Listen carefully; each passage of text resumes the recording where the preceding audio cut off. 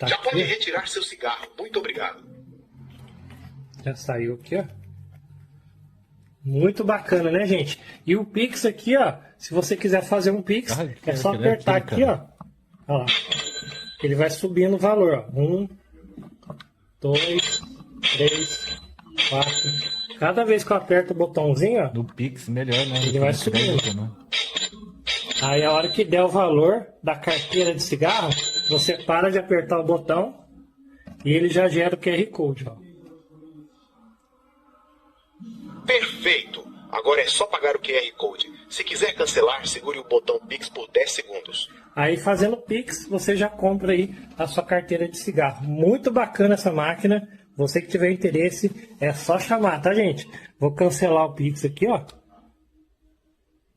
Tempo esgotado para pagamento. O pagamento Viu que fez o cancelado Goku pelo ganhar? usuário.